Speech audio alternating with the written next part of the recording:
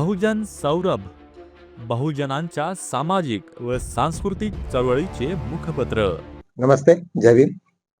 मैं advocate doctor Siddharth कामले, दैनिक बहुजन सौरभ का मुख्य संपादक।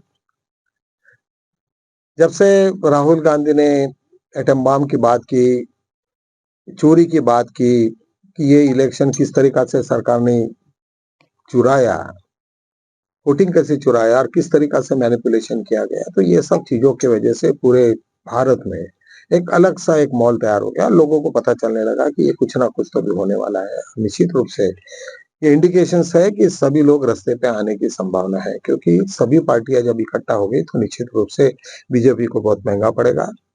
और ऐसा कोई सिचुएशन नहीं होना चाहिए करके भी ये सत्ताधारी पक्ष भी चिंतित है कि ऐसा कुछ नहीं हो। अलग-अलग तरीके से अलग-अलग अपने राजनीति चल रही है। किसी को भी लगता है या बीजेपी को तो ये लगता ही लगता है और पूरे ब्यूरोक्रेट्स को लगता है कि यदि सरकार गिर जाए तो सबके ऊपर में इंक्वायरी चालू हो जाएगी और सबका सब लफड़ा हो जाएगा। इवन आरएसएस और बीजेपी की भी जो रिफ्ट है जो जिसमें थी वो कम हो जाएगी, क्योंकि दोनों भी बेनिफिशियरीज रहे।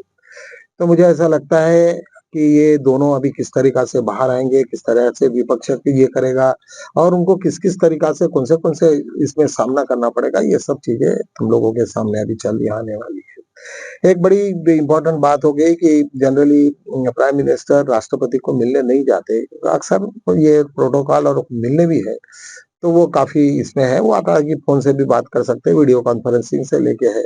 लेकिन बस बहुत सारे वक़्त जब उनको कोई दिक्कतें होती है या कुछ प्रॉब्लम्स होता है, तो वो उनको मिलने जाते हैं और ऐसे सिचुएशन में बहुत सारे ये किए जाते हैं, संकेत दिए जाते हैं और संकेत के बाद में पता चलता है कि इनके बारे में है क्या, अभी होना क्या है। निश्चित रूप से बीजेपी और आरएसएस के बीच में जो रिफ्ट चल रही है वो काफ़ी बड़े पैमाने में लोगों को ध्यान में आ गया है और सभी लोग वहाँ पे एम्बिशियस लोग हैं। सभी लोग चाहते हैं कि मेरा प्राइम मिनिस्टर बने तो मैं ऐसा करूँगा, इसका बने तो वैसा होगा, ये बने तो वो होगा। यहाँ पे नेशनल लेवल की कोई बात नहीं है, तो बड़े-बड़े लोग इंटरनेशनल लेवल के भी लोग वहाँ पे इंटरफेयर करना चालू कर देते हैं। आप जैसे कि आप देखिए कि जहाँ पे आज रशिया से इतना मिलियंस ऑफ इसके जो ऑयल का और इसका जो व्यापार चल रहा है वो पूरा का पूरा बंद हो गया। निश्चित रूप से रशिया को भी लगेगा कि हम भी कुछ अपने एजेंट्स को लेके कुछ ना कुछ अनस्टेबलाइज़ करेंगे, क्योंकि उनको मालूम है। चाइना भी कहेगा कि नहीं-नहीं ये सब कुछ ना कुछ रुकना चाहिए। तो यहाँ इकट्ठा एक पर्टिकुलर इसका नहीं है ये गेम। ये गेम इंटरनेशनल लेवल का होता है जो तुम्हें और हमें समझने के बहुत अलग है।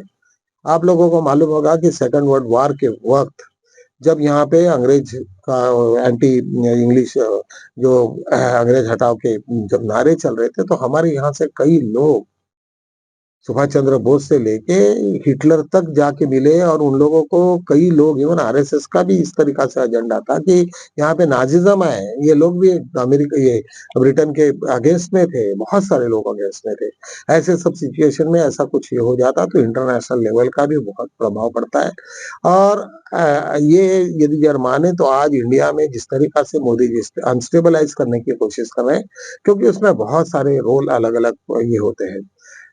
तो ऐसे सिचुएशन में मुझे ऐसा लगता है कि इस वक़्त कौन-सा खेला होगा, क्योंकि यहाँ पे जब एक अडानी आ जाता है, एक अंबानी आ जाता है, तो उसके ऊपर में नैले पे दैले करने वाले भी कोई कम तो होते नहीं है। यहाँ पे इंटरनेशनल ये होता है, जब तुम एक जने को किसी को घूस दोगे तो दूसरा आदमी आएगा तुमसे डबल घूस देने के लिए, तो ये सब प्रकार चलते रहते हैं। तो मित्रों कहने का मतलब ये है कि राहुल गांधी की वजह से ये सब का सब पूरा माहौल उसका एक डिस्टर्ब हो गया और डिस्टर्ब हो जाने से वजह से वो ये आ गए। शायद हो सकता है कि वाइस प्रेसिडेंट के इलेक्शन में कांग्रेस का एक और पूरे इंडिया अलायंस से कोई ऐसा कैंडिडेट खड़ा करेगी जिसके वजह से वो जीत के आए और बीजेपी को बहुत बड़ा धक्का दे। हो कोई ये भी हो सकता है कि बीजेपी के लोग वहाँ पे एब्सेंट रह जाए और सब और उनका ये सब गिर जाए। ऐसे सिचुएशन में गवर्नमेंट की बड़ी बुरे हाल हो सकते हैं, तो निश्चित रूप से उनको भी लगता है कि ये कुछ ना कुछ ये नहीं होना चाहिए। जब तुम स्पीकर के इसमें रहते हो तो वैसे भी आज तक का प्रोटोकॉल ऐसा था कि राष्ट्रपति जिसके तरफ में हो तो विपक्ष के पास में स्पीकर रहते हैं कि दोनों वो बैलेंस रहे, दोनों का एक-दूसरे को सुने। लेकिन जिस तरीका से धनखड़ जी ने काम किया और ओम बिरला ने काम किया, ये एक शर्मनाक बात थी। किसी का सुनने का नहीं और किसी के ऊपर वे करने का, डाँटने का, ये जो पिछले वक़्त भी जो हुआ था, वो आप सब लोगों को मालूम है। तो मुझे लगता है कि निश्चित ही इस वक़्त कुछ ना कुछ बड़ा खेमा होने के चक्कर में है। और राहुल गांधी को तो ये मालूम था, राहुल गांधी बार-बार कह रहे थे कि भाई तुम्हें हमें ये डेटा दो, ये डेटा चाहिए, वो डेटा चाहिए, कितने हमारे फुटेजेस दो इनके कि बाद में इतना कैसा क्या हो गया, कौन से फुटेज, किसी ने कुछ नहीं किया। चीफ इलेक्शन कमीशन ने नहीं दिया, कुछ नहीं दिया, तो वो हताश होके क्या करेंगे, किसको मारेंगे, क्या करेंगे? ये चलता है कि यहाँ पे यदि जब कोई छोटा ऑफिस होता और कोई यूनियन वाले होते तो किसी के आंग पे भी जा सकते थे, यहाँ तो वो कोई सिचुएशन नहीं है।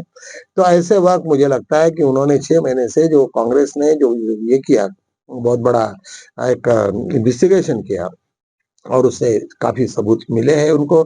और मुझे ऐसा लगता है कि ये सबूत यदि जब मिले और सभी लोगों का इंडिया का एक बहुत बड़ा मजबूत ये रहा और पूरा इंडिया क्लोज हो जाए या कुछ बहुत प्रेशर डेवलप हो जाए, तो निश्चित रूप से गवर्नमेंट को भी गिरना पड़ेगा, क्योंकि बांग्लादेश का सभी लोगों के सामने में ज्वलंत उदाहरण है और सब लोग उससे वाकिफ है। सभी लोग परेशान है, गवर्नमेंट से परेशान है, लोगों से परेशान है, कर्जे से परेशान है, सभी हर जगह से वो परेशान है। तो निश्चित रूप से इसका बहुत ये होगा। तुम्हें तो कल पता होगा कि कल तेजस्वी यादव के ही खुद वोटिंग का पता नहीं था और फिर बाद में आज कुछ ये हुए, तो इसका मतलब कि चीफ इलेक्शन कमीशन काफी इसमें है दबाव में रहने से वो उन्होंने बस अभी ये सुन लिया कि तुम हमें कितनी भी गाली दो, कुछ भी करो, हम लोग नहीं सुधरेंगे, क्योंकि उनका लेवल ही नहीं है। वो उनको यही नहीं लग रहा कि हम एडमिनिस्ट्रेटिव पोस्ट पे बैठे हैं। तो ऐसे टाइप के लोग हैं, तो क्या होगा?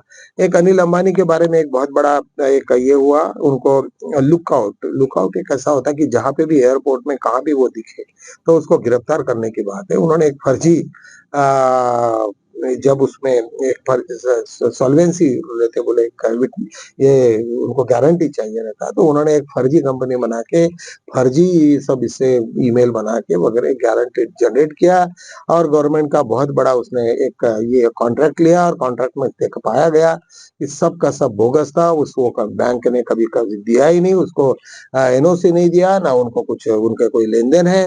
ऐसे सिचुएशन में उन्होंने जैसे आरबीआई को बताया, सीबीआई काफी ईडी को भी उन्होंने इंटीमेट किया और वहां पे लुकआउट का एक ये हो गया। लुकआउट मतलब बहुत सीरियस बात होती है, जब भी कभी कोई एयरपोर्ट पे भी कोई बाहर जा रहा है किसी भी लेवल में, तब उसको पकड़ लेंगे, उसको शायद ये करेंगे। तो ऐसे वक्त इन लोगों ने पहले से इंतजाम किए रहते हैं, इन लोगों के सब एजेंट्स ये वो सब रहते हैं, सब वो किस मोड़ से किसको कहाँ ले जाएंगे और कहाँ से कैसे उड़ा देंगे कुछ मालूम नहीं। लेकिन मुझे ऐसा लगता है कि अनिल अंबानी शायद ये सब बड़ी इसमें मुसीबत में फंसेंगे, उनको देश छोड़ के ही भागने के अलावा दूसरा कुछ नहीं। कभी हो सकता है अडानी को भी ऐसा हो।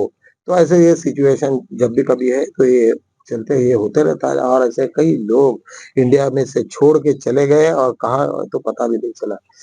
एक छत्तीसगढ़ की एक छोटी सी कहानी है, वहां पे भी कुछ नन्स और ये इनके ऊपर में एफआईआर हुआ है। उन्होंने कन्वर्शन करने की कुछ बातें हैं जो कि इंडिया में अपने कॉन्स्टिट्यूशन में तो अलाउ है वैसे कि कोई भी अपने मर्जी से धर्मांतर कर सकता वगैरह वगैरह, लेकिन उनको गवर्नमेंट को उन्होंने जिस तरीका से घेरा है, तो वहां से काफी क्रिस्ती लोग बड़े नाराज है और नाराज होने के बाद में उन्होंने सरकार भी अभी जो इस वक्त इलेक्शन और ये बाकी की चीजों में उनसे काफी हट गए हैं। इस प्रकार के आज देश दुनिया की खबरें थे, इन्हीं के साथ में मैं यही समाप्ति लेता हूँ। कल मिलेंगे हम, तब तक के लिए जय हिंद।